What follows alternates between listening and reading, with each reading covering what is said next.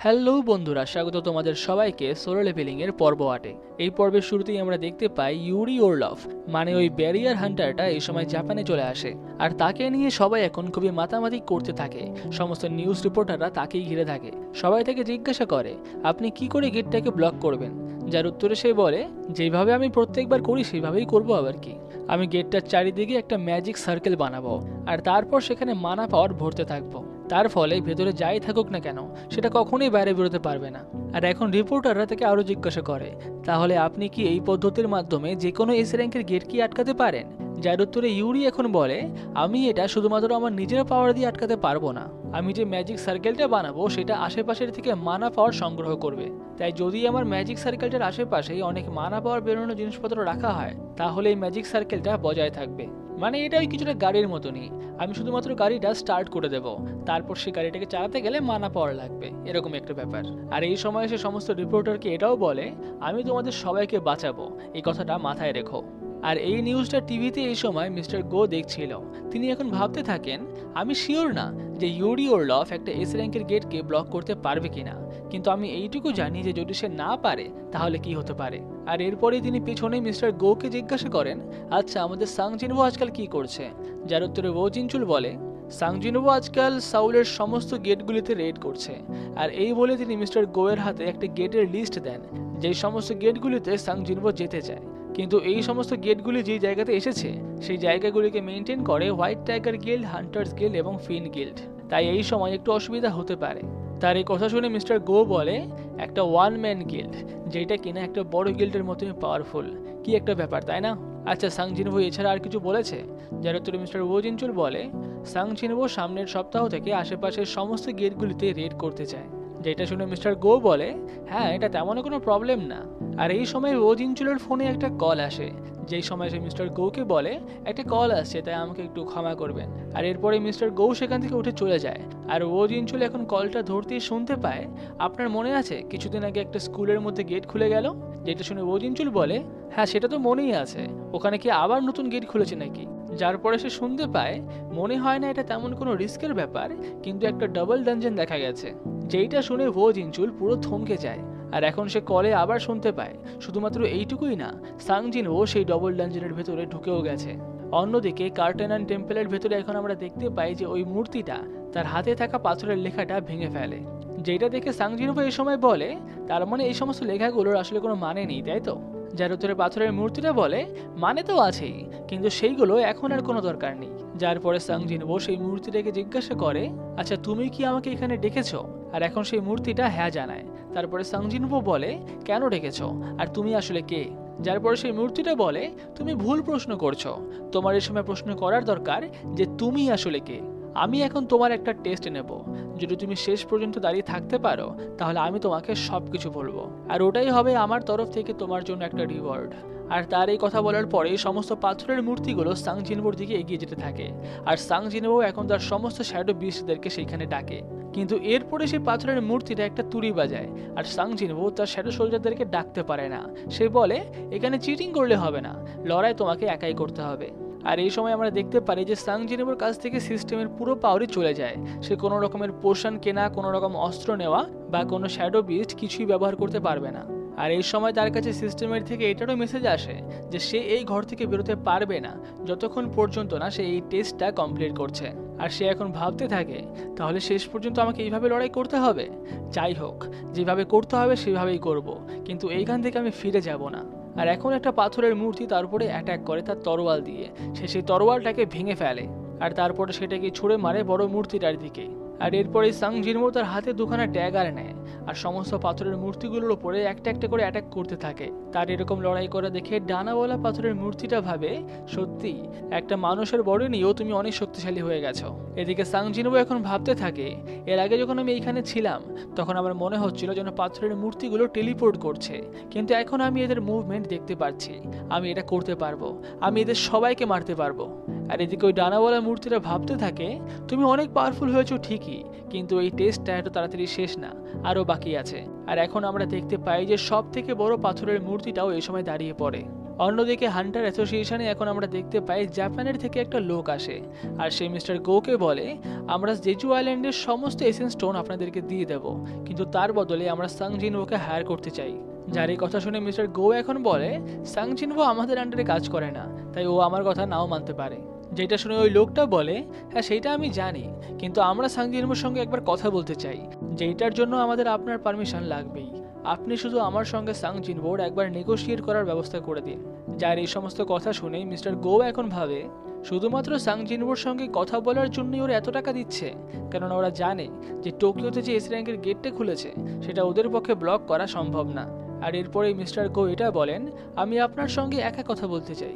যার উত্তরে অন্য লোকটা, যার নাম মাতসুমোটো, সেই মিস্টার গোকে বলে আপনি কি জাপানিজ বোঝেন? যার উত্তরে মিস্টার গো বলে আমি যখন ছোট ছিলাম তখন আমার বাবা জাপানে একটা বিজনেস চালাতো, তো আমি অল্প কিছু জানি।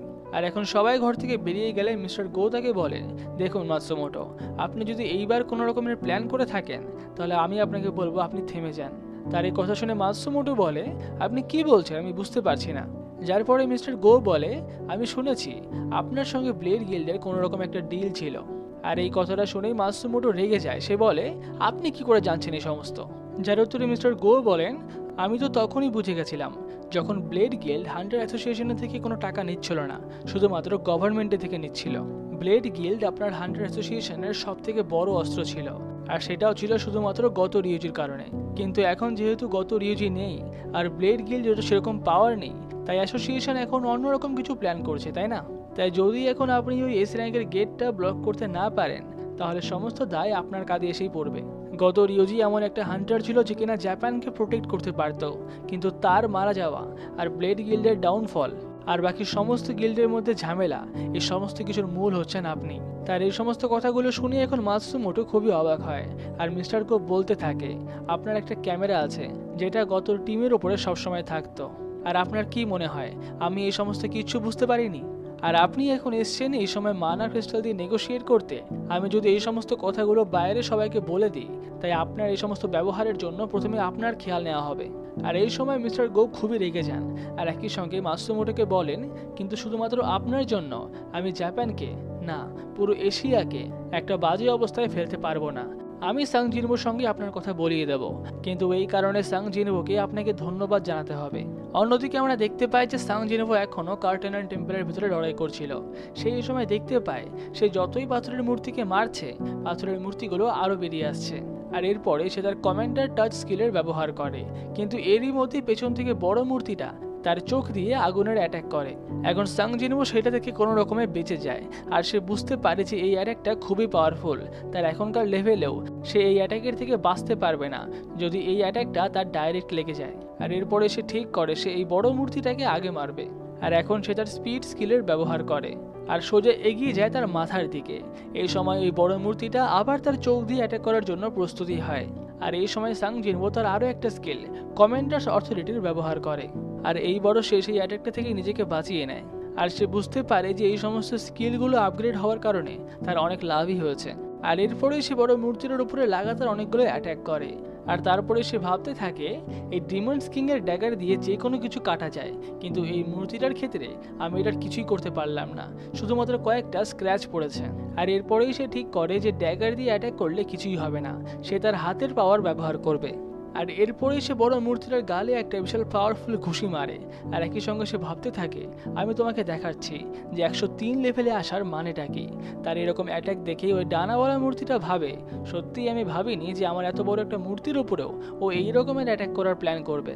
আর এরপরে আমরা দেখতে পাই যে সাং জিনভো ওই বড় মূর্তিটাকে মেরে মাটিতে ফেলে দেয়, আর তারপর মাটিতে নেমে সে সমস্ত ছোট ছোট মূর্তিগুলোর উপরে অ্যাটাক করে, আর নিমেষের মধ্যেই তাদের সবাইকেই মেরে ফেলে। আর এখন সে ভাবতে থাকে যাক ব্যাটেলটা করে আমি বুঝতে পারছি যে আমি আসলে কতটা পাওয়ারফুল। আর এরপরে সে ডানাওয়ালা মূর্তিটার কাছে যায় আর বলে তাহলে তুমি এখন তোমার প্রমিসটা রাখো, আমাকে সব কিছু বলো। কিন্তু ওই মূর্তিটা বলে আমি তোমাকে বলেছিলাম এইখানে থাকা সবাইকে মারতে হবে, কিন্তু আমি এখনো বেঁচে আছি, আমি হলাম তোমার ফাইনাল টেস্ট। আর এই সময় সাং জিনভোর কাছে সিস্টেমের থেকে একটা নোটিফিকেশন আসে যে তাকে এই মূর্তিটাকে 10 মিনিটের মধ্যেই মারতে হবে, না হলে তার হার্ট বন্ধ হয়ে যাবে। আর এরপরে ওই মূর্তিটা সাং জিনভোকে বলে আচ্ছা চলো তাহলে ব্যাটেলের আগে আমি তোমাকে একটা কথা জানিয়ে দিই, তোমাকে যে সিস্টেম চালাচ্ছে সেই সিস্টেমটা আমারই বানানো। এখন অন্যদিকে আমরা দেখতে পাই যে ডানজেনের বাইরে মিস্টার ওো জিনচুল তার দল নিয়ে চলে আসে।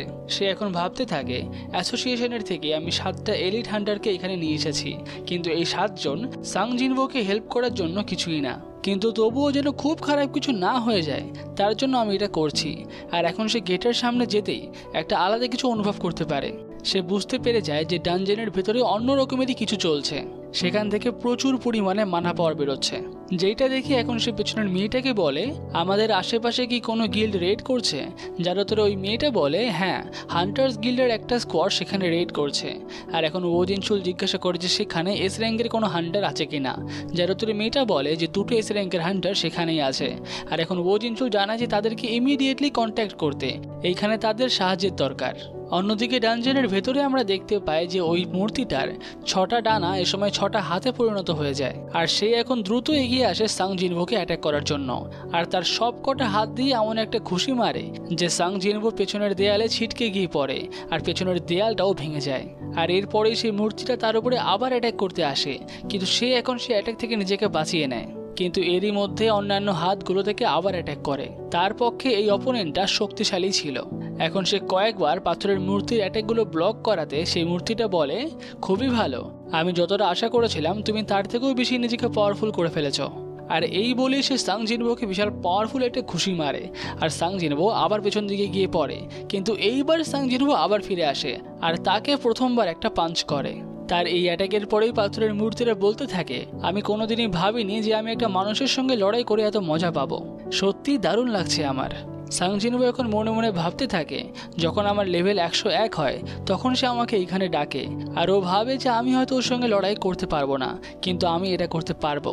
আর এরপরে সে সেই মূর্তিটাকে বলে আমার তোমার কাছে আরও কিছু প্রশ্ন আছে, তুমি এই সিস্টেমটা কেন বানিয়েছ, আর এটার প্লেয়ার বা আমি কেন, আর এই দুনিয়াতে এখন কি চলছে।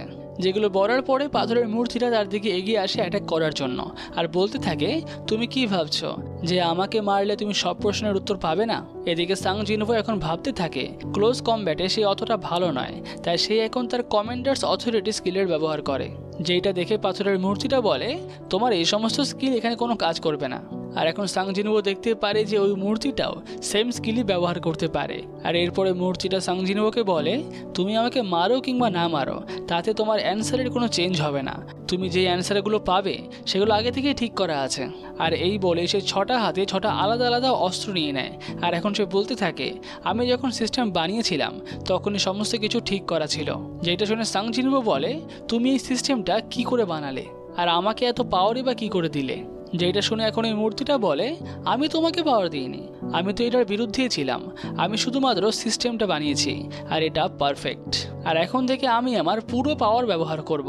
এই বলেই সে ওপর থেকে নিচে নেমে আসে আর তার পুরো পাওয়ার ব্যবহার করে এখন সে সাং জিনভোর উপরে অ্যাটাক করে। আর এদিকে সাং জিনভো এখন বুঝতে পারে যে তার সমস্ত রকম সেন্স এখন শার্প হয়ে গেছে, সে এটা করতে পারবে, তাকে আর একটু খাটতে হবে। আর এরপরেই সে সেই মূর্তিটার উপরে অ্যাটাক করে। যেটা দেখে এখন মূর্তিটা ভাবে আমি আমার পুরো পাওয়ার নিয়ে অ্যাটাক করছি, তারপরেও ওই আমার অ্যাটাকগুলো ব্লক করে দিচ্ছে, আবার পাল্টা আমাকে অ্যাটাকও করছে। আর ও তো এখন আগের থেকে অনেক ফাস্টও হয়ে গেছে। আর এরপরে সে পাথরের মূর্তিটার একটা হাত ভেঙে ফেলে। যেটা দেখে পাথরের মূর্তিটা ভাবতে থাকে আমি একটা ফেক বডি ইউজ করছি, আর এর মাধ্যমে ও আমাকে ব্যথা দিচ্ছে, ওর মধ্যে আলাদা কিছু তো আছেই, এই কারণেই কি ওকে চুজ করা হয়েছে।